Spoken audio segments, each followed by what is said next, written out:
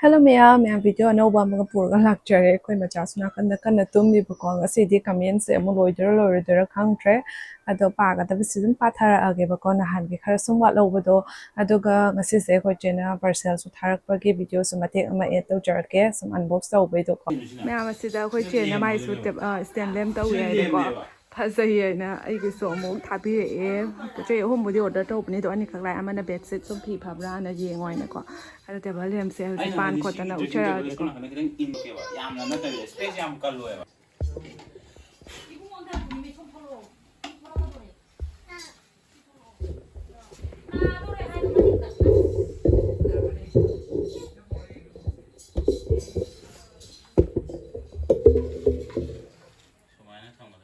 포도 책 살리고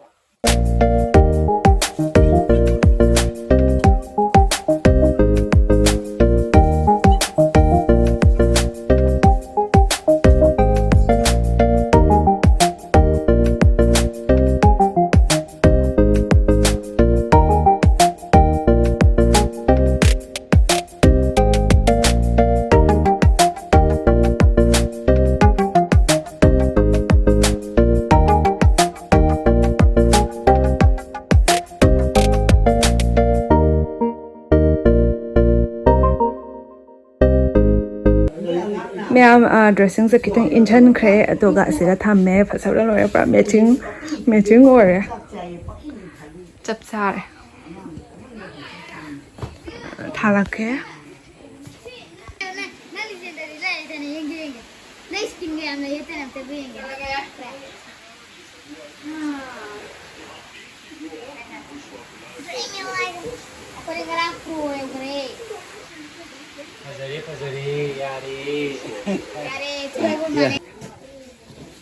सिदना bedsheet से फी फई अखोय जेना फी फबरा हाय ओय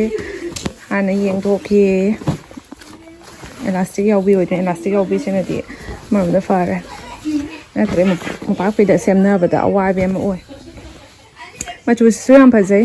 सोइना हरा हरा तो मचु सिनादि सम डेली यूज की सुरा सुरा गाव थरक पनेबको हाबा तौबसिम फाय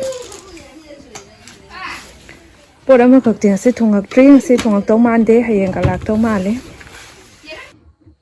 मैम से अमु पार्सल अम लाए असिसना कइनो ओइदोनेबको homemade ओइदोने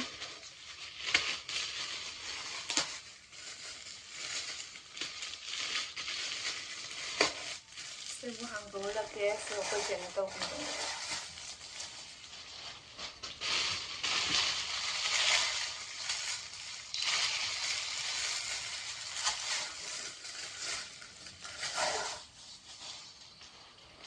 Sisena suaina sang la lakpi hem sang ma'am comment से पाबा हौजरके फोन से हाना पायरम फोन ने बको हेंग से चटपा अदना खरा नुंगाइतबे स्क्रीन से को दो ngasi mathau kanare e ato byam ahan ba comment sina khanau char nungai te khon cha go pala anu singana pirak pa comment oidoni nangi du pa sin nungai ta was la wai sam tha lo jikan mem thanai tu die koma sin am nungai ta na haijare in chahi no na sam yaw da tu ko akoi su am nungai te ma sa mo su am nungai te ko do han na mo amoi na ma se sam thane am tawram me ba khang ori ngai te e ga wari scenario dum tawram me ba ado hojate mo na pi mu thire abu ma chaw yaw re zum pi tek salak ai tare pakhang na travel ko ado mana hojate is no pa bu ke do du no do mana ilai line khan to e ko ado ma tha ti am tha ning ni ko nungai te do sam yaw do ba is ma su nungai che dri ni ado ko na su sum nungai te hana te sam se am sa thi ne yam mam me ko mai ma san se ko mai na ta wi no gyan den ta ha do do ai isam bak su ne sam yam sa thi ne yam mam me ngang oi da sam se khang mu sang ga jam sam sa thi ne yam mam me ko mai na lik khri ba ai su gyan ta ho de hai tare ko khangte ising na oi bo oi doini ising de yamna ida yan zal la su sam se so I de ha je kan de sam loi ke le sam phatre loi mak oina hainari du ni ko ma'am सिना room tour की video द पिरक प comment सिंग ने comment से या message ओहन comment चाम यौवेबको अदो खरा सुम पिगदबा कमेंट मानदबदो खला खला सुम पिक्चर के नत्रदि याम सांग्रनी प्रेमी हेस नामना पिरक प कमेंट ने डिजाइन दो इदि याम पामे Hi, thank you. The next is na K-drama explanation in Manipur. Napirak po kami ni Ima Ipana yang bayam da bibase ang haraw Jabani nung siya ubada isulubong bada. Pirak te ko ni Ima na angamba hapak po to yang haraw Jagi nung siya yang Hoi Ima Ipadagi ahen ba karimta suniling de mo ng ngamjaba kara bibirak po do nung sina adudo haraw na ako yung sulusin jaba asin adoni ay so tawuse pa. ꯄꯣꯠꯒꯨꯝꯕ ꯁꯅꯥ ꯂꯨꯄꯥ ꯀꯔꯤꯝꯇꯗꯤ ꯀꯜꯂꯛꯎꯗꯦ ꯍꯣꯏ ꯄꯥꯝꯕꯕꯨꯗꯤ ꯃꯤ ꯄꯨꯝꯅꯃꯛ ꯂꯣꯏ ꯄꯥꯝꯅꯔꯤꯅꯤ ꯑꯗꯣ ꯂꯩꯖꯕ ꯈꯔꯗ ꯄꯦꯟꯊꯣꯛꯄ ꯇꯝꯕꯩ ꯃꯊꯧ ꯇꯥꯏꯗꯅꯀꯣ ꯖꯤꯅꯥ ꯇꯈꯦꯜꯂꯝꯕꯝ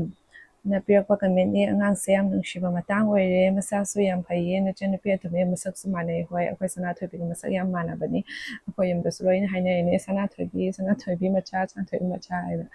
ꯄ꯭ꯔꯤꯌꯥ ꯁꯤꯡꯍꯥꯅ ꯌꯥꯝ ꯅꯨꯡꯁꯤ ꯑꯉꯥꯡꯁꯦ ꯃꯃꯥꯗꯒꯤ ꯍꯦꯟꯅ ꯃꯆꯥꯅ ꯃꯥꯏ ꯄꯥꯛꯂꯦ ꯇꯧꯔꯤꯁꯦ ꯍꯣꯏ ꯑꯩꯈꯣꯏ ꯃꯆꯥꯁꯦ ꯃꯥꯏ ꯀꯣꯏꯕ ꯍꯥꯏꯕꯗꯣ ꯑꯣꯏꯕꯀꯣ ꯃꯐꯝꯅ ꯃꯔꯣꯟ ꯑꯃ ꯄꯥꯛꯏꯕ ꯀꯃꯥꯏꯅ ꯇꯧꯔꯤꯅꯣ ꯈꯪꯗꯦ ꯑꯗꯩꯗꯤ ꯁꯥꯟꯇꯃꯂꯥ ꯂꯩꯃꯥ ꯄꯣꯛꯄꯝꯅ ꯌꯥꯝ ꯅꯨꯡꯁꯤꯔꯦ ꯑꯉꯥꯡꯁꯦ ꯅꯨꯡꯁꯤꯕ ꯇꯥꯟꯖꯥꯅꯤ ꯇꯣꯝꯕꯤ ꯑꯅꯜꯅ ꯃꯆꯥ ꯅꯤꯡꯉꯣꯜꯁꯦ ꯌꯥꯝ ꯆꯥꯎꯔꯦ ꯅꯨꯡꯁꯤꯕꯅ ꯂꯣꯏꯔꯦ ꯆꯥꯎꯔꯕꯅꯤ ꯅꯨꯡꯁꯤꯕꯅꯁꯨ ꯂꯣꯏꯔꯦ ꯁꯤꯡꯕꯅꯁꯨ ꯂꯣꯏꯔꯦ ꯖꯦꯅꯤꯐꯔ ꯋꯥꯡꯈꯩꯃꯌꯨꯝꯅ ꯏꯪ ꯏꯪ ꯂꯥꯎꯅ ꯐꯖꯩꯌꯦ ꯐꯔꯅꯤꯆꯔꯁꯤꯡꯁꯦ ꯍꯦꯛ ꯎꯕꯗ ꯊꯦꯡꯛ ꯌꯨ ꯑꯗꯩꯗꯤ ꯑꯣꯏꯅꯥꯝ ꯄ꯭ꯔꯕꯤꯟ ꯎꯄꯨꯁꯤꯡꯗꯣ ꯂꯣꯏ ꯐꯖꯩꯌꯦ ꯐꯖꯕꯅꯤ ꯁꯤꯝꯄꯜꯗꯀꯣ ꯃꯣꯏ ꯗꯗꯥꯗꯨꯅ ꯅꯥꯟꯅꯁꯨ ꯁꯥꯕꯤꯔꯛꯑꯦ ꯑꯗꯨꯒ ꯇꯤꯚꯤ ꯑꯦꯀꯦ 295ꯅ ꯅꯪꯒꯤ ꯕꯦꯒꯇꯣ ꯌꯥꯝ ꯐꯖꯩꯌꯦ ꯀꯥꯏꯗꯒꯤ ꯂꯩꯕꯅꯣ ꯑꯝꯇ ꯍꯥꯏꯔꯛꯑꯣ ꯑꯩꯒꯤ ꯕꯦꯒꯁꯤꯡꯁꯦ ꯕꯦꯒ ꯀꯩꯅꯣꯗꯒꯤ ꯀꯣꯂꯥꯕꯣꯔꯦꯁꯟꯒꯤ ꯄꯤꯔꯛꯄ ꯑꯣꯏꯗꯣꯏꯅꯤ ꯖꯨꯛꯀꯤ ꯕꯦꯒꯅꯤ ꯄꯣꯠꯁꯨ ꯌꯥꯝ ꯐꯩ ꯀ꯭ꯋꯥꯂꯤꯇꯤꯁꯨ ꯌꯥꯝ ꯐꯕꯅꯤ ꯃꯃꯜꯁꯨ ꯇꯥꯡꯕꯗꯣ ꯑꯣꯏꯗꯦꯕꯀꯣ ꯑꯩꯗꯤ ꯊꯑꯣꯏꯅꯕꯨ ꯕꯦꯒꯀꯁꯦ ꯂꯩꯁꯜꯂꯨꯗ꯭ꯔꯦ ꯂꯩꯔꯤ ꯃꯌꯥꯝꯁꯤꯕꯨ ꯄꯥꯏꯅꯕꯒꯤ ꯃꯇꯝꯗꯣ ꯂꯩꯇꯦ ꯅꯣꯡ ꯐꯥꯗꯣꯛ ꯊꯣꯛꯄꯅꯤꯅꯀꯣ ꯑꯗꯨꯒ ꯀꯂꯦꯛꯁꯟ ꯃꯌꯥꯝꯅ ꯁꯨꯝ ꯊꯝꯃꯨꯗꯦꯕꯀꯣ ꯁꯣꯅꯤꯀꯥ ꯁꯅꯥꯕꯝꯅ ꯃꯆꯥꯁꯦ ꯌꯥꯝ ꯅꯨꯡꯁꯤꯔꯦ ꯀꯦꯃꯦꯔꯥ ꯂꯩꯐꯝ ꯈꯪꯕ ꯃꯥꯜꯂꯦ ꯑꯗꯨꯝ ꯌꯦꯡꯉꯦ ꯅꯣꯛꯐꯦꯠ ꯈꯛꯇ ꯇꯧꯔꯤꯁꯦ ꯅꯨꯡꯁꯤꯕꯅ ꯃꯊꯪꯒꯤ ꯚꯤꯗꯤꯑꯣ ꯉꯥꯏꯔꯝꯃꯒꯦ ꯆꯦ ꯍꯥꯏ ꯍꯣꯏ ꯐꯣꯟ ꯀꯦꯃꯦꯔꯥ ꯐꯣꯟ ꯁꯨꯃꯥꯏꯅ ꯄꯥꯏꯕꯁꯦ ꯃꯥ ꯌꯦꯡꯒꯅꯤ ꯐꯖꯅ ꯈꯪꯉꯦꯕ ꯀꯩꯅꯣꯝꯇ ꯇꯧꯕꯗꯨꯗꯤ ꯃꯨꯟꯅ ꯌꯥꯝ ꯌꯦꯡꯉꯦꯕꯀꯣ ꯌꯥꯝ ꯁꯤꯡꯉꯦ ꯍꯥꯏꯇꯥꯔꯦ ꯈꯔ ꯍꯩꯁꯤꯡꯕꯤ ꯑꯣꯟꯗꯣꯔꯤ ꯍꯣꯏ ꯁꯤꯡꯁꯅꯨ ꯁꯤꯡꯕꯅꯗꯤ ꯐꯩꯗꯅ ꯑꯗꯩꯗꯤ ꯅꯤꯔꯃꯂꯥꯅ ꯃꯆꯥꯅꯨꯄꯤꯁꯦ ꯌꯥꯝꯅ ꯅꯨꯡꯁꯤ ꯃꯁꯥꯁꯨ ꯌꯥꯝ ꯐꯩꯌꯦ ꯃꯃꯥꯁꯦ ꯋꯥꯔꯝꯕꯅꯤ ꯑꯉꯥꯡ ꯃꯁꯥ ꯐꯕꯁꯦ ꯍꯣꯏ ꯃꯥꯅ ꯁꯨꯝ ꯐꯕ ꯑꯩꯅ ꯁꯨꯝ ꯀꯪꯁꯜꯂꯛꯄ ꯃꯥ ꯍꯣꯠꯅꯕꯗꯀꯣ ꯑꯣꯂꯤꯚꯤꯌꯥ ꯈꯨꯃꯟꯊꯦꯝ ꯏꯇꯣꯝꯇ ꯄꯣꯛꯄꯁꯦ ꯌꯥꯝ ꯅꯨꯡꯉꯥꯏꯇꯦ ꯆꯦ ꯍꯣꯏ ꯏꯇꯣꯝꯇ ꯄꯣꯛꯄꯁꯦ ꯏꯃꯥꯗꯗꯤ ꯇꯥꯊꯣꯛ ꯇꯥꯁꯤꯟ ꯇꯧꯅꯕꯗꯤ ꯄꯨꯝꯅꯃꯛ ꯂꯣꯏ ꯌꯥꯏ ꯑꯗꯣ ꯏꯆꯤꯟ ꯏꯅꯥꯎꯁꯨ ꯑꯃꯨꯛ ꯃꯊꯧ ꯌꯥꯝ ꯇꯥꯔꯛꯏꯕꯀꯣ ꯇꯥꯊꯣꯛ ꯇꯥꯁꯤꯟ ꯇꯧꯕꯁꯦ ꯊꯣꯏꯕꯤ ꯂꯥꯏꯔꯦꯟꯂꯛꯄ ꯑꯉꯥꯡ ꯄꯤꯛꯏꯕꯩꯅꯤꯗ ꯑꯉꯥꯡ ꯆꯥꯎꯔꯛꯑꯀꯥꯟꯗ ꯃꯊꯛ ꯃꯈꯥꯅꯤ ꯑꯣꯟꯗꯣꯏꯁꯦ ꯀꯥ ꯀꯥꯏꯁꯦ ꯑꯁꯦꯡꯕ ꯆꯠꯄ ꯍꯩꯔꯛꯄꯗ ꯃꯥꯅ ꯇꯧꯗꯣꯏꯁꯦꯀꯣ ꯍꯥꯏꯗꯅ ꯀꯥꯟꯗꯗꯤ ꯄꯣꯠ ꯂꯣꯏꯁꯟꯐꯝ ꯈꯪꯉꯔꯣꯏꯗꯕꯅꯤ ꯊꯥꯡꯖꯝ ꯂꯤꯟꯊꯣꯏ ꯗꯦꯕꯤ ꯅꯤꯁꯥ ꯑꯋꯨꯟꯄꯣꯠꯀꯤꯗꯤ ꯍꯥꯞꯄꯤꯔꯛꯇ꯭ꯔꯁꯨ ꯅꯪꯕꯨ ꯅꯨꯡꯁꯤꯅ ꯂꯣꯏꯅꯕꯤꯕꯗꯨꯅ ꯍꯦꯟꯅ ꯅꯨꯡꯉꯥꯏ ꯎꯕꯗ ꯃꯥꯅꯤ ꯆꯨꯝꯃꯤ ꯑꯋꯨꯟꯄꯣꯠ ꯍꯥꯏꯕꯁꯤ ꯁꯨꯞꯅꯇꯒꯤ ꯄꯣꯠꯁꯛꯅꯤ ꯍꯥꯏꯇꯥꯔꯦꯀꯣ ꯑꯩꯒꯤ ꯅꯨꯄꯥ ꯃꯌꯨꯝꯅ ꯑꯩꯉꯣꯟꯗ ꯂꯨꯅ ꯇꯧꯕꯤꯕ ꯑꯁꯤꯗꯒꯤ ꯍꯦꯟꯕ ꯀꯔꯤꯝꯁꯨ ꯂꯩꯇꯦ ꯃꯣꯏꯅꯁꯨ ꯑꯩ ꯑꯋꯨꯟꯄꯣꯠ ꯄꯤꯔꯛꯇꯦ ꯈꯣꯠꯂꯛꯇꯦ ꯍꯥꯏꯅ ꯑꯩꯉꯣꯟꯗ ꯊꯤꯅ ꯇꯧꯕꯤꯕ ꯑꯗꯨꯃꯥꯏꯅ ꯁꯨꯝ ꯂꯩꯗꯅꯀꯣ ꯑꯗꯨꯃꯥꯏꯅ ꯁꯨꯝ ꯅꯣꯡꯃꯐꯧ ꯀꯩꯅꯣ ꯇꯧꯗꯦ ꯍꯥꯏꯇꯥꯔꯦꯀꯣ ꯑꯗꯨꯒꯤꯗꯤ ꯌꯥꯝ ꯁꯥꯊꯤꯅ ꯅꯨꯡꯁꯤꯕ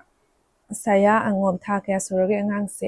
ꯍꯧꯖꯤꯛ ꯊꯥ 9 ꯆꯠꯂꯤꯕ ꯇꯝꯐꯥ ꯐꯤꯂꯦꯝ ꯏꯁꯨꯁꯦ ꯌꯥꯝ ꯅꯨꯡꯁꯤꯌꯦ ꯅꯃꯥꯅꯆꯥ ꯑꯅꯥ ꯑꯌꯦꯛ ꯌꯥꯎꯗ ꯅꯨꯡꯉꯥꯏꯅ ꯂꯩꯌꯨꯀꯣ ꯍꯣꯏ ꯂꯩꯕ ꯁꯣꯏꯖꯔꯒꯦ ꯄ꯭ꯔꯦꯝꯆꯥꯟ ꯂꯧꯀ꯭ꯔꯛꯄꯝ ꯗ꯭ꯔꯦꯁꯤꯡ ꯇꯦꯕꯜꯁꯤꯗꯤ ꯄꯥꯝꯃꯦ ꯍꯣꯏ ꯗ꯭ꯔꯦꯁꯤꯡ ꯇꯦꯕꯜꯁꯦ ꯐꯖꯕꯅꯤ ꯑꯗꯨꯒ ꯑꯩꯅ ꯁ꯭ꯂꯥꯏꯗꯔ ꯍꯥꯞꯈꯤꯕꯁꯤꯁꯨ ꯌꯥꯝ ꯁꯥꯊꯤꯅ ꯅꯨꯡꯉꯥꯏꯔꯦ ꯄꯣꯠ ꯆꯩ ꯍꯥꯞꯄ ꯌꯥꯝ ꯆꯜꯂꯦꯕꯀꯣ ꯆꯥꯏꯅꯁꯨ ꯎꯗ꯭ꯔꯦ ꯅꯣꯃꯤꯇꯥ ꯆꯅꯨ ꯁꯣꯕꯣꯛꯁꯦ ꯀꯌꯥ ꯇꯥꯒꯦ ꯃꯃꯜꯁꯦ ꯑꯦꯛꯖꯦꯛꯃꯛꯇꯤ ꯍꯥꯏꯖꯔꯒꯦ ꯑꯩ ꯏꯁꯥꯃꯛꯁꯨ ꯀꯥꯎꯈ꯭ꯔꯦꯕꯀꯣ ꯑꯁꯦꯡꯕꯒꯤ ꯀꯥꯎꯈ꯭ꯔꯦꯕ ꯍꯥꯏꯖꯅꯕ ꯅꯠꯇꯦ ꯑꯗꯣ ꯔꯤꯁꯤꯞꯇꯕꯨꯗꯤ ꯏꯔꯒ ꯂꯩꯕꯅꯦꯕꯀꯣ ꯑꯗꯨ ꯀꯥꯏꯗ ꯊꯝꯈ꯭ꯔꯒꯦ ꯑꯩꯁꯨ ꯀꯥꯎꯈ꯭ꯔꯦ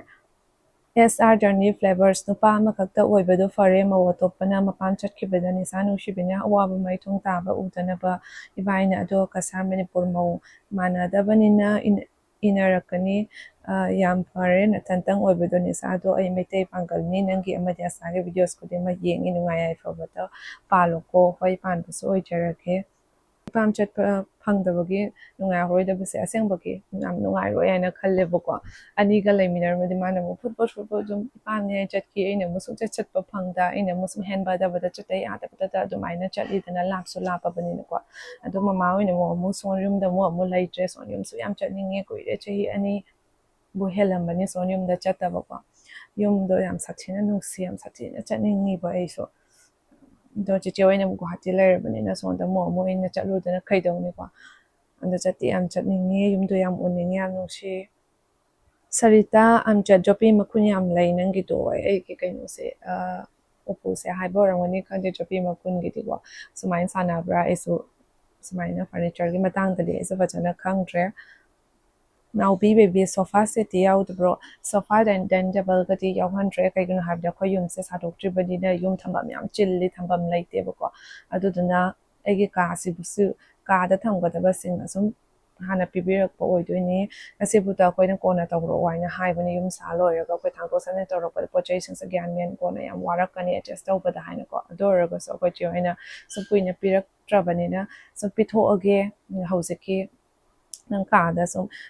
ꯑꯩ ꯀꯥꯁꯤꯗꯗꯤ ꯊꯝꯕ ꯌꯥꯒꯗꯕ ꯑꯣꯏꯕꯅꯤꯅ ꯄꯣꯠ ꯆꯩꯁꯤꯡꯁꯦꯀꯣ ꯑꯗꯨꯅ ꯑꯁꯤꯁꯦ ꯍꯥꯟꯅ ꯄꯤꯔꯛꯄꯅꯦꯕꯀꯣ ꯀꯣꯟꯅ ꯄꯤꯔꯛꯑꯦ ꯐꯔꯦ ꯄꯤꯔꯛꯇ꯭ꯔꯦ ꯐꯔꯦ ꯑꯩꯈꯣꯏꯅꯁꯨ ꯁꯨꯝ ꯇꯧꯅꯤ ꯃꯃꯥꯁꯨ ꯃꯁꯥ ꯉꯝꯗꯕꯅꯤꯅ ꯊꯣꯏꯗꯣꯛꯅ ꯀꯔꯤꯝꯇꯒꯨꯝꯕꯗꯣ ꯀꯜꯂꯛꯎꯗꯦ ꯍꯥꯏꯇꯥꯔꯦ ꯑꯩꯒꯤ ꯈꯔ ꯇꯝꯕꯤꯔꯛꯏꯁꯦ ꯑꯁꯤꯃꯨꯛ ꯑꯩꯅ ꯅꯨꯡꯉꯥꯏꯖꯕ ꯑꯇꯩ ꯍꯥꯏꯅꯤꯡꯉꯥꯏ ꯂꯩꯇꯦ ꯃꯤꯁ ꯀꯩ ꯍꯥꯏꯕ ꯃꯤꯁ ꯁꯖꯤꯅꯥ ꯁꯨꯜꯇꯥꯟ ꯃꯔꯨ ꯑꯣꯏꯕ ꯄꯣꯠ ꯑꯃ ꯌꯥꯎꯗ꯭ꯔꯦ ꯁꯣꯐꯥꯗꯨ ꯌꯥꯎꯔꯗꯤ ꯍꯦꯟꯅ ꯐꯖꯔꯅꯤ ꯍꯣꯏ ꯍꯧꯖꯤꯛ ꯑꯩꯈꯣꯏꯁꯨ ꯁꯣꯐꯥ ꯂꯩꯔꯤ ꯑꯗꯣ ꯀꯣꯟꯅ ꯌꯨꯝ ꯁꯥꯔꯒ ꯑꯃꯨꯛ ꯐꯖꯕ ꯑꯃ ꯊꯥꯔꯒꯦꯅ ꯇꯧꯕꯅꯤ ꯍꯧꯖꯤꯛꯀꯤ ꯑꯣꯏꯅꯗꯤ ꯊꯝꯐꯝꯁꯦ ꯀꯌꯥ ꯂꯩꯇ꯭ꯔꯦꯕ ꯆꯤꯜꯂꯦꯕꯀꯣ ꯁꯥꯎꯕꯝ ꯕꯤꯗ꯭ꯌꯥꯄꯇꯤ ꯏꯁꯥꯅ ꯔꯨꯝꯗ ꯋꯥꯜ ꯁ꯭ꯇꯤꯀꯔ ꯅꯠꯇ꯭ꯔ ꯔꯪ ꯍꯥꯏꯖꯜꯂꯣ ꯑꯃꯨꯛ ꯍꯦꯟꯅ ꯐꯖꯔꯅꯤ ꯍꯣꯏ ꯐꯖꯕꯒꯤ ꯋꯥꯗꯤ ꯌꯥꯝ ꯐꯖꯔꯅꯦꯕꯀꯣ ꯑꯗꯨ ꯑꯣꯏꯔꯁꯨ ꯁꯦꯝꯖꯜꯂꯔꯣꯏ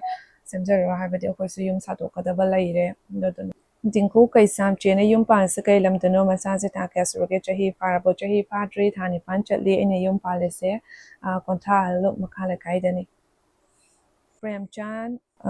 ꯅ ꯄꯤꯔꯛꯄ ꯀꯃꯦꯟꯅꯤ ꯐꯃꯨꯡꯁꯦ ꯄ꯭ꯔꯥꯏꯁ ꯀꯌꯥꯅꯣ ꯑꯗꯣ ꯐꯃꯨꯡꯁꯤꯒꯤ ꯄ꯭ꯔꯥꯏꯁꯁꯦ ꯃꯇꯪꯗꯤ ꯍꯥꯏꯔꯛꯀꯦ ꯃꯌꯥꯝꯅ ꯌꯥꯝꯅ ꯇꯣꯏꯅ ꯍꯪꯉꯛꯑꯦꯕꯀꯣ ꯐꯃꯨꯡ ꯄ꯭ꯔꯥꯏꯁ ꯀꯌꯥꯅꯣ ꯍꯥꯏꯅ ꯑꯦꯛꯖꯦꯛꯃꯨꯛꯇꯤ ꯍꯥꯏꯔꯛꯇ꯭ꯔꯒꯁꯨ ꯌꯥꯝ ꯑꯩꯒꯤ ꯐꯃꯨꯡꯁꯦ 21,000 ꯃꯅꯨꯡꯗ ꯑꯣꯏꯒꯅꯤ ꯑꯗꯨꯝ ꯇꯥꯊꯣꯛ ꯇꯥꯁꯤꯟ ꯇꯧꯅꯔꯛꯑꯒ ꯂꯧꯔꯛꯄꯅꯤꯅꯀꯣ ꯄꯨꯟꯅ ꯂꯧꯔꯛꯄꯅꯤꯅ ꯇꯥꯊꯣꯛ ꯇꯥꯁꯤꯟ ꯇꯧꯔꯛꯑꯦꯕꯀꯣ ꯐꯣꯟꯁꯤꯅ ꯑꯃ ꯅꯨꯡꯉꯥꯏꯇ꯭ꯔꯤꯕ ꯑꯩꯅ ꯀꯃꯦꯟ ꯄꯥꯔꯤꯁꯤꯅꯦ ꯑꯃꯨꯛ ꯌꯥꯝꯅ ꯍꯦꯡ ꯆꯠꯂꯛꯑꯦꯕ ꯏꯁꯀ꯭ꯔꯤꯟꯁꯦ ꯌꯥꯝ ꯅꯨꯡꯉꯥꯏꯇꯕ ꯌꯥꯡ ꯄꯥꯔꯛꯏꯅꯦ ꯀꯃꯦꯟꯁꯤꯁꯨ ꯃꯊꯪ ꯀꯣ ꯑꯩꯈꯣꯏ ꯃꯆꯥ ꯍꯧꯒꯠꯂꯗꯤ ꯌꯥꯔꯣꯏꯗꯕ ꯀ꯭ꯔꯤꯁꯅ ꯁꯤꯡꯍꯅ ꯆꯦ ꯅꯪꯒꯤ ꯐꯔꯅꯤꯆꯔꯁꯦ ꯁꯦꯠ ꯑꯣꯏꯅ ꯂꯧꯕ ꯃꯥꯜꯂꯦ ꯑꯗꯣ ꯄ꯭ꯔꯥꯏꯁ ꯍꯥꯏ ꯍꯣꯏ ꯄꯪꯇꯥꯡꯗꯤ ꯇꯥꯡꯗꯕꯅꯤ ꯄ꯭ꯔꯥꯏꯁ ꯑꯩꯅ ꯎꯄꯨꯁꯤꯁꯨ 5 ꯐꯪꯕꯤ ꯇꯧꯗꯕꯅꯤ ꯑꯗꯣ ꯁꯣꯕꯣꯛꯁꯤꯁꯨ 4 ꯐꯪꯕꯤ ꯇꯧꯗꯕꯅꯦꯕꯀꯣ ꯀꯩꯒꯤꯅꯣ ꯍꯥꯏꯕꯗ ꯑꯩꯈꯣꯏ ꯍꯧꯖꯤꯛꯀꯤ ꯑꯣꯏꯅꯁꯨ ꯌꯥꯝ ꯆꯤꯜꯂꯅꯤ ꯊꯝꯖꯤꯟꯕꯗ 5 ꯍꯥꯏꯁꯦ ꯐꯖꯅ ꯆꯥꯎꯋꯦꯕꯀꯣ ꯑꯗꯨꯅ 4ꯁꯦ ꯁꯨꯝ ꯂꯧꯔꯦ ꯑꯗꯣ ꯁꯣꯕꯣꯛꯁꯨ ꯌꯥꯝꯅ 4 ꯐꯪꯕꯤ ꯍꯥꯏꯁꯦ ꯌꯥꯝ ꯁꯥꯊꯤꯅ ꯆꯥꯎꯔꯦ ꯑꯩꯒꯤ 3 ꯐꯪꯕꯤꯁꯤꯕꯨꯗ ꯋꯥꯡꯕꯅꯤꯅ ꯌꯥꯝ ꯆꯥꯎꯋꯦꯕꯀꯣ ꯑꯗꯨꯒ ꯌꯥꯝꯅ ꯃꯔꯥꯡ ꯀꯥꯏꯕ ꯍꯥꯏꯇꯥꯔꯦ ꯁꯜꯚꯤꯌꯥ ꯗꯦꯕꯤꯅ ꯐꯔꯅꯤꯆꯔꯁꯦ ꯄ꯭ꯔꯥꯏꯁ ꯀꯌꯥꯅꯣ ꯋꯥꯡꯃꯜꯂꯦ ꯅꯪ ꯐꯔꯅꯤꯆꯔꯁꯦ ꯑꯩꯈꯣꯏ ꯃꯆꯥ ꯂꯦꯅꯦ ꯄ꯭ꯔꯥꯏꯁꯃꯨꯛꯇꯤ ꯍꯥꯏꯖꯔꯝꯃꯔꯣꯏꯒꯦ ꯐꯔꯅꯤꯆꯔ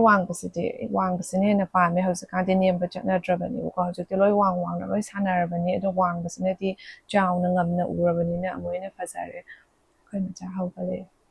ꯃꯤꯠ ꯄꯥꯡꯉ ꯇꯧꯔꯤꯁꯦ ꯀꯤꯔꯟ ꯕꯂꯥ ꯋꯥꯍꯦꯡꯕꯝ ꯅꯪꯅ ꯐꯤ ꯊꯝꯃꯤꯗꯣ ꯐꯤ ꯑꯃ ꯊꯥꯎꯑꯣ ꯍꯣꯏ ꯐꯤꯃꯛꯇꯤ ꯊꯥꯗꯦꯕꯀꯣ ꯑꯗꯨꯒ ꯄꯦꯄꯔꯉꯩ ꯊꯥꯔꯒ ꯐꯤꯁꯤꯡꯗꯣ ꯊꯝꯈꯤꯕꯅꯦꯕꯀꯣ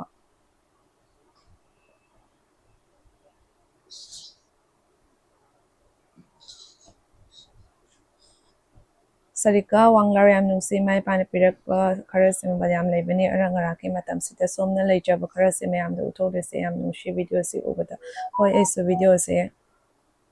ꯃꯦꯃꯣꯔꯤ ꯑꯣꯏꯍꯧꯅꯕ ꯍꯥꯏꯅ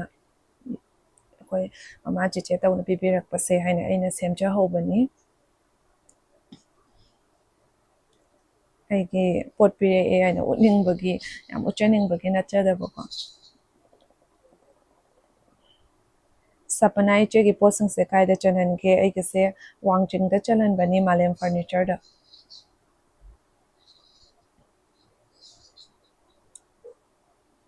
ꯑꯦꯁ ꯑꯥꯔ ꯖꯔꯅꯤ ꯐ꯭ꯂꯦꯚꯔꯁ ꯗ꯭ꯔꯦꯁꯤꯡ ꯇꯦꯕꯜꯒꯤ ꯊꯥꯎ ꯀꯩꯀꯥ ꯊꯝꯐꯝꯗꯣ ꯄ꯭ꯂꯥꯁꯇꯤꯛꯀꯨꯝꯕꯅ ꯊꯥꯖꯤꯟꯕꯤꯌꯣ ꯊꯥꯎ ꯃꯆꯨꯝ ꯆꯦꯟꯊꯔꯒ ꯃꯆꯨ ꯆꯨꯔꯒ ꯁꯨꯝ ꯂꯩꯕꯅꯤ ꯀꯣꯛꯇꯕꯅꯤ ꯍꯣꯏ ꯑꯗꯨꯃꯥꯏꯅ ꯇꯧꯔꯒꯦ ꯑꯩꯁꯦ Jenita pebamna nisa angang ki kuji se pokchau bem lebiyo pokchau bido leyeba ko adoka magi kuji se ko larok matam da sukar chawre do hoju pudi chanare aina sibiru buda angang aswai ngasang ngasang ngang ga dak ta ko kai gino khangde adu duna aina lauthok pe amu dak ta ga mu musala ga dak se ju pulai riba mai me ko to ko dona aina sijin pi da bani adona kai shum si da budu nu ngai te aina magi chawmbada lebiru kuji plastic ki do aina sum sibi bani hang lai badu ne nu ngai te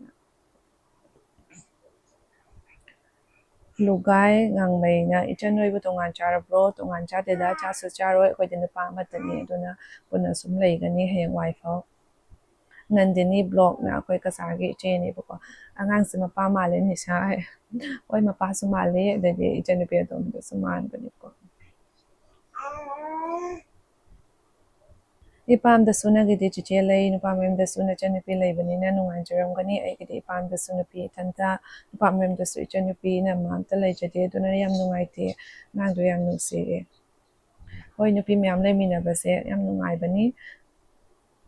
ado kankal price wang ko pa yawe na comment ta bude reply pi ko kankal se 2000 da lawrak pani ba ko ado ga se comment se uraga yam nung ni ai ta ya yamna kay haini muitang hay ko muitang sa 4702 na machi nupa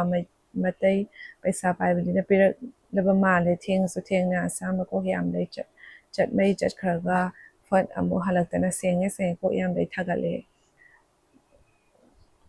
mya ai ki awan pot se ko ma nga che ga na pibirak pani ko gi ba bet comment se de kari harani ko kem ta khalu de pining ba pibiyo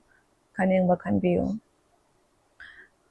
aibu nungsibiba mayam lay ado tani aina uwise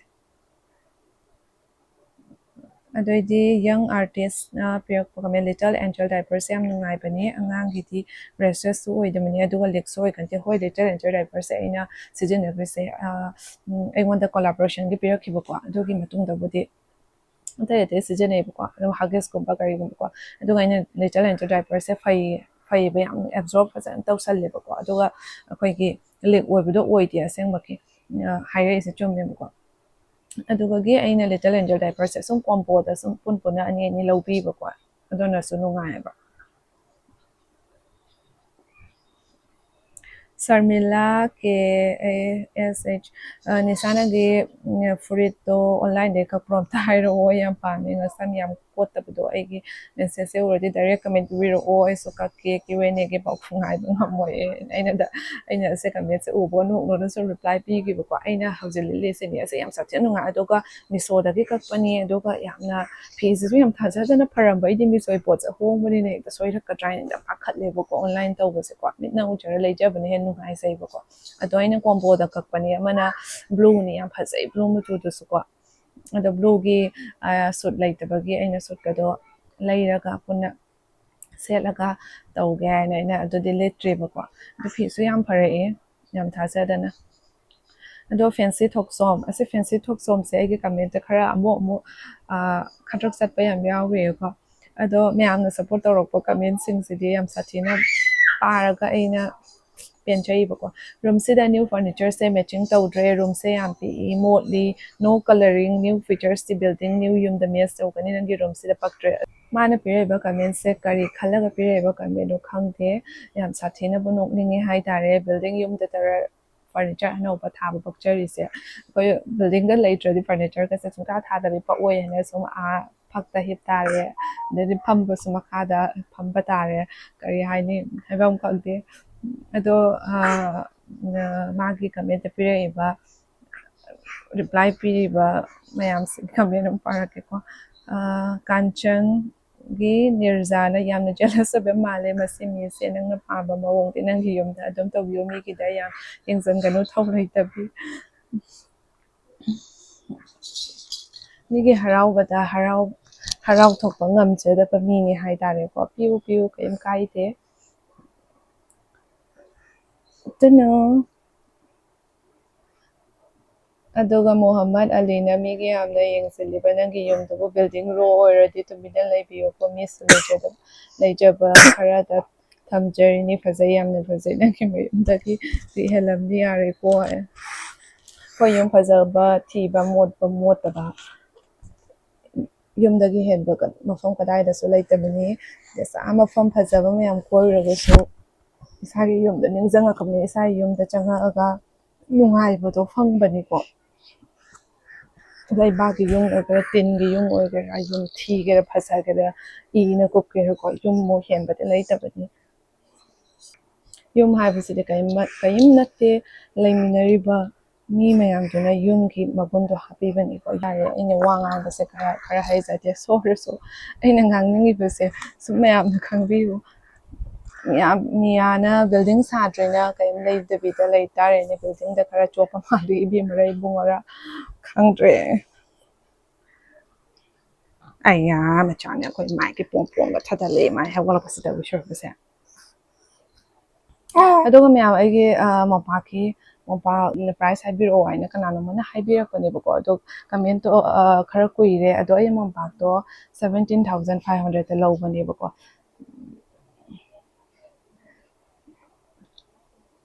Infinity nang sunangi comments nangi video sita chana re picture to luxury pambe be manti hum building saba migi video ina yengbiro so I lai raba mayam marakta comment bibire is day yam chana re pesa pai bi be ma yam chumme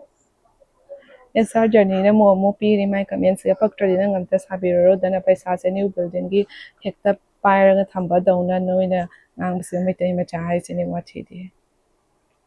nang te sanuda ngang ba waraga sun lepchajani Hi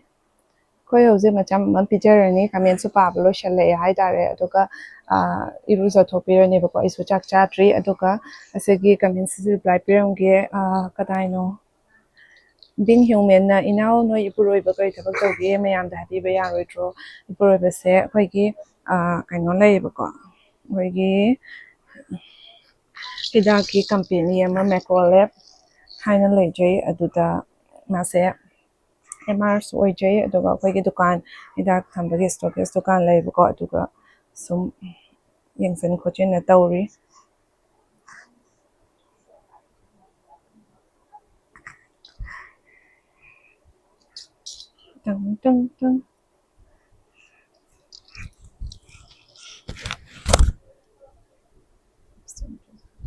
ꯑꯗꯣ ꯃꯌꯥꯝ ꯉꯁꯤꯒꯤ ꯚꯤꯗꯤꯑꯣꯁꯤꯗꯤ ꯑꯣꯏꯃꯥ ꯃꯥꯏꯀꯁꯦ ꯈꯔ ꯍꯥꯏ ꯂꯩꯔꯝꯃꯦ ꯇꯧꯔꯤꯁꯦ ꯉꯁꯤꯒꯤ ꯚꯤꯗꯤꯑꯣꯁꯤꯗꯤ ꯁ꯭ꯋꯥꯏ ꯁꯨꯝ ꯂꯣꯏꯁꯤꯟꯖꯔꯒꯦ ꯃꯌꯥꯝ ꯃꯊꯪꯒꯤ ꯚꯤꯗꯤꯑꯣ ꯑꯃꯨꯛ ꯉꯥꯏꯕꯤꯔꯝꯃꯣ ꯑꯩ ꯚꯤꯗꯤꯑꯣꯁꯦ ꯀꯌꯥꯗꯤ ꯅꯝꯕꯁꯦ ꯁꯪꯗꯦ ꯍꯥꯏꯇꯥꯔꯦꯀꯣ ꯑꯉꯥꯡꯁꯦ ꯄꯤꯛꯏꯕꯅꯤꯅ ꯀꯣ ꯑꯩꯈꯣꯏ ꯃꯆꯥꯅ ꯍꯥꯏ ꯇꯧꯔꯣ ꯍꯥꯏ ꯃꯊꯪꯒꯤ ꯚꯤꯗꯤꯑꯣꯗ ꯉꯥꯏꯕꯤꯔꯝꯃꯣ ꯑꯩꯈꯣꯏ ꯃꯆꯥꯒ ꯅꯝꯃꯛꯈꯤ ꯗꯦꯂꯤ ꯕ꯭ꯂꯣꯛ ꯑꯣꯏꯅ ꯅꯝꯃꯛꯀꯦ ꯃꯊꯪꯗꯗꯤ ꯌꯦꯡꯒꯦ ꯇꯦꯡ ꯇꯦꯡ ꯑꯩꯈꯣꯏ ꯃꯝ ꯆꯥꯔꯅꯤ ꯍꯧꯖꯤꯛ ꯅꯨꯡꯁꯤꯕꯤꯁꯦ ꯍꯧꯁꯨ ꯇꯨꯝꯁꯦ ꯍꯧꯒꯠꯂꯛꯄꯗꯀꯣ ꯃꯤ ꯂꯩꯇ꯭ꯔꯗꯤ ꯃꯤ ꯂꯩꯕ꯭ꯔꯥ ꯍꯥꯏꯅꯅꯦ ꯅꯥꯀꯟ ꯅꯥꯀꯟꯁꯦ ꯑꯣꯟꯊꯣꯛꯑꯒ ꯌꯦꯡꯗꯣꯏꯅꯦꯕꯀꯣ ꯃꯤ ꯍꯦꯛ ꯂꯩꯇꯕꯗꯅꯤꯅꯦ ꯋꯥ ꯀꯞꯄꯛꯇꯣꯏꯕ ꯈꯪꯕ꯭ꯔꯥ ꯑꯗꯩꯗꯤ ꯃꯤ ꯍꯦꯛ ꯂꯩꯔꯒꯗꯤꯅꯦ ꯅꯣꯛꯁꯟꯅꯔꯛꯇꯣꯏꯕ ꯅꯨꯡꯁꯤꯈ꯭ꯔꯖꯥꯠꯅꯤ ꯈꯨꯠꯁꯤꯡꯗꯤ ꯍꯥꯏꯅ ꯀꯥꯟꯅꯗꯦ ꯑꯗꯣ ꯐꯝꯕꯁꯨ ꯍꯩꯔꯦꯕꯀꯣ ꯐꯝꯕꯁꯨ ꯍꯩꯔꯦ ꯑꯗꯨꯒ ꯍꯧꯖꯤꯛ ꯁꯟ ꯁꯥꯗꯩ ꯁꯥꯗꯩ ꯇꯧꯔꯛꯑꯦ ꯃꯊꯪꯒꯤ ꯚꯤꯗꯤꯑꯣꯗ ꯑꯩꯉꯣꯟꯗ ꯁꯟ ꯁꯥꯗꯩ ꯁꯥꯗꯩ ꯇꯧꯕꯗꯣ ꯎꯠꯆꯔꯛꯀꯦ ꯌꯥꯝ ꯅꯨꯡꯁꯤꯕꯅꯤ ꯃꯊꯨꯟꯒ ꯇꯨꯝꯊꯣꯛꯑꯒ ꯊꯥꯕꯗꯤ ꯉꯝꯗꯕ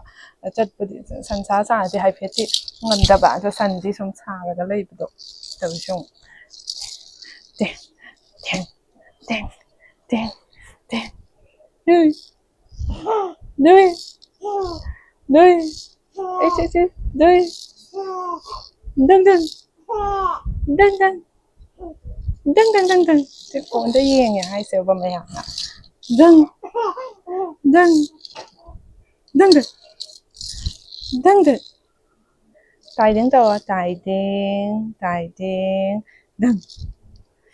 Bye-bye. Loishalake. Mayang ngasi video sa nungaybaragadi. Like, comment, subscribe, to share mo. Adoga, subscribe to na. Subscribe to video na. Subscriber mayam video. Bye-bye.